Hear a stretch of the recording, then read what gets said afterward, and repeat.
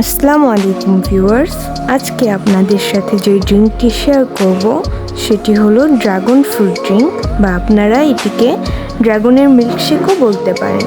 তো চলুন কথা না বাড়িয়ে ভিডিওটি শুরু করি। এই মিল্কশেকটি বানানোর জন্য প্রথমে আমাদের যেটি প্রয়োজন হবে তা হলো একটি ড্রাগন। তো এই ড্রাগনটিকে আমরা প্রথমেই কেটে নেব।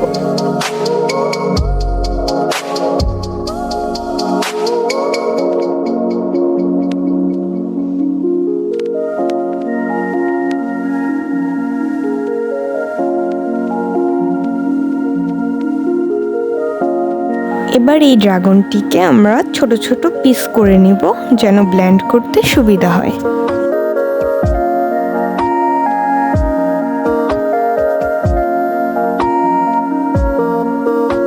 তো এই তো আমার পিস করা হয়ে গেছে। এখন আমি এই ড্রাগনের টুকরোগুলোকে আমার ব্লেন্ডারে ঢেলে নিব। এখন আমি এর মধ্যে অ্যাড করব আধা গ্লাস পরিমাণ পানি। তো এরপর আমি ড্রাগনগুলোকে ভালোভাবে ব্লেন্ড করে নেব। তো আমার ড্রাগন ভালোভাবে ব্লেন্ড করা হয়ে গেছে। তো আমি এখন আমার চুলা জ্বালিয়ে নিব এবং চুলায় একটি পাতিল দিয়ে এতে আধা গ্লাস পানি দিয়ে নিব, এবং এই পানি দেওয়ার পর আমি এখানে 2 চামচ পরিমাণ গুঁড়া দুধ অ্যাড করে দিব এবং গুঁড়া দুধগুলোকে পানির সাথে ভালোভাবে মিশিয়ে নিব। এরপর এতে অ্যাড করব পরিমাণ মতো চিনি।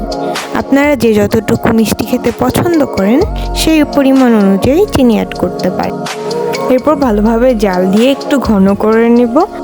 এই সময় চুলার হিট যেন লো থাকে সেদিকে খেয়াল রাখতে হবে। তো আমি একটা গ্লাসে ড্রাগন ব্লেন্ড করে রেখে দিয়েছিলাম, তো সেখানে আমি দুধগুলোকে অ্যাড করব।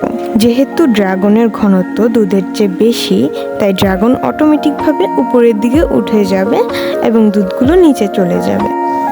তো এই তো এখন আমি একটু সৌন্দর্য বাড়ানোর জন্য স্পুন দিয়ে ড্রাগনগুলোর সাথে দুধগুলোকে হালকাভাবে মিশিয়ে দিই। এই তো রেডি আমাদের ড্রাগন ফ্রুটের জুস বা মিল্কশেক। এখন আপনি এই ড্রিঙ্কটি আপনার বাড়িতে আসে স্পেশাল গেস্ট বা মেহমান যে কাউকে সার্ভ করতে পারেন। এই ড্রিঙ্কটি দেখতে যেমন আকর্ষণীয়, খেতেও ঠিক তেমনই মজার।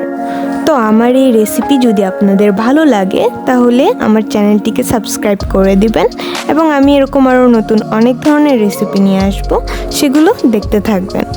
এছাড়াও কমেন্টের মাধ্যমে যদি আপনাদের কোনো রেসিপি দরকার হয় তাহলে আমাকে জানাতে পারেন। তো দেখা হচ্ছে পরের ভিডিওতে। ততক্ষণ অবধি সবাই সুস্থ থাকবেন। আসসালামু আলাইকুম।